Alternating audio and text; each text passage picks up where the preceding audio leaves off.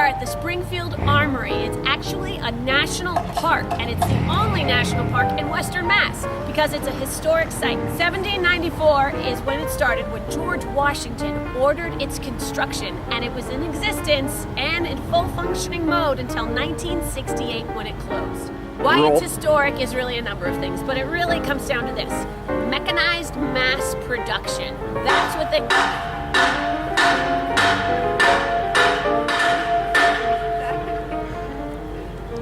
Why it's historic is a number of things, but it really comes down to this: mechanized mass production. That's what they had to do in order to fix the guns instead of just throw them out when they broke and get a new one. And because of mechanized mass production, which started here at the historic Springfield Armory, it rippled across through all sorts of aspects of industrialization here in this country. Sewing machines, bicycles, subsequently the first car, all because of here at the Springfield Armory. Hi, we are here at Springfield Historical Area, Mattoon Street in Springfield, Massachusetts. The Mattoon Street Historical Area consists of 4 streets, which is Mattoon Street, Edward Street, Salem Street, and Elliott Street. It's a historical street because of the architectural buildings that's on the street.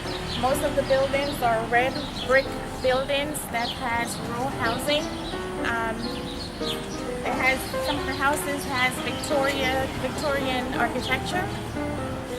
It's bounded by State Street, which is on the south side, and Chestnut Street, which is on the west. And it's in the area of the Quadrangle of Springfield, which has 4 museums, and also the Central Library. The building dates from 1872. On Mattoon Street, they have a yearly festival, art festival on Mattoon Street. This year is their 42nd celebration, and the event is taking place in September 6th and 7th of 2014. We are here at the Volleyball Hall of Fame. The Volleyball Hall of Fame opened its doors back in 1987 because volleyball was actually created in Holyoke in 1895 by a guy named William Morgan, who was at the Holyoke YMCA and actually came up with the rules and the game. We're here at the Holyoke Merry-Go-Round. The Holyoke Merry-Go-Round was originally on Mountain Park, up on the side of Mount Tom. That park closed down in 1987. And the owner of the park was offered upwards of $2 million for the Holyoke Merry-Go-Round. But some residents of Holyoke formed Friends of the Holyoke Merry-Go-Round and raised $875,000. And the owner agreed to sell it to keep it in Holyoke. And in 1993, they built this building and reopened the Holyoke Merry-Go-Round.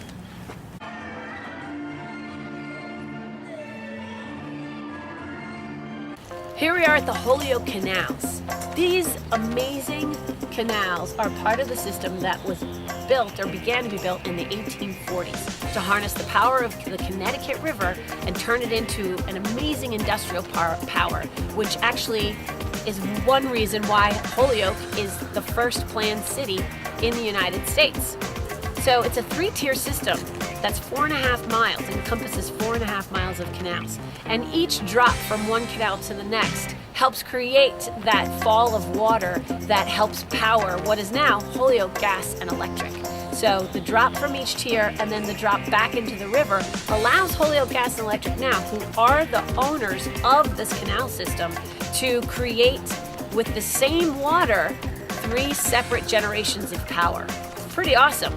And the canal has a beautiful canal walk that allows you to take in what is just this amazing historic gem of Holyoke, and is what converted the Connecticut power, the powerful stream of that river, into what is now just the backbone of the Holyoke power system.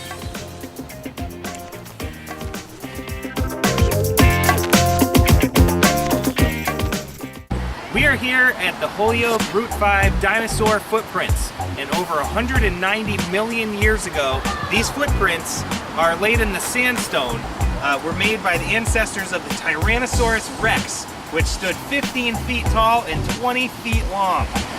Right across from the dinosaur footprints in Holyoke on Route 5 is what's known as the Waveosaurus. This only happens once a year when the snow melts from the Connecticut River and the water level is just right. It hits the rocks on the bottom and creates this wave where people can actually go out and surf that wave on the Connecticut River.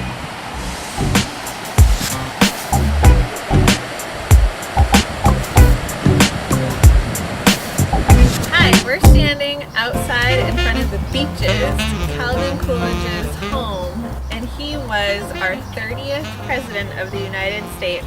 I bet you didn't know that. He was also the mayor of Northampton and went to Amherst College, and his wife, Grace, worked for the Clark School of the Deaf. Calvin Coolidge was the governor of Massachusetts, and he was a man with very little to say. And did you know that he was the only U.S. president born on the 4th of July on Independence Day? That's crazy. Here we are at the memorial statue of Sojourner Truth in Florence, Mass. In 2002, this memorial statue was dedicated to honor the life and work of Sojourner Truth, who was a former slave and social activist. Sojourner Truth was born in New York in 1797. She was born a slave and became free in 1826. She left New York and eventually made her way to Florence to the Northampton Association of Education and Industry. She became nationally known as an advocate for justice and equality between races and between men and women. She also became active in the Underground Railroad, helping blacks escape to freedom. Sojourner Truth was a remarkable woman with a remarkable history, and this is a nice dedication in her honor. Historic Deerfield, located in Franklin County, was founded in 1673 and was the northwesternmost outpost of New England for many decades. Now designated as a National Historic Landmark, the Historic District features many federal and colonial houses. It features many house museums. This is the Ashley House, built in 1734 to house the Deerfield Minster. This is an example of Deerfield's first 18th century building.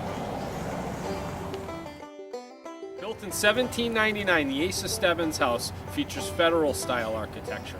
This was the first brick building built in Deerfield.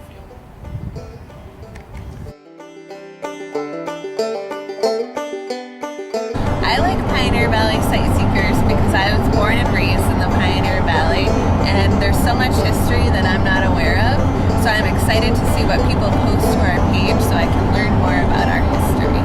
We post pictures and share stories with other people so that everybody can discover more about history in this area.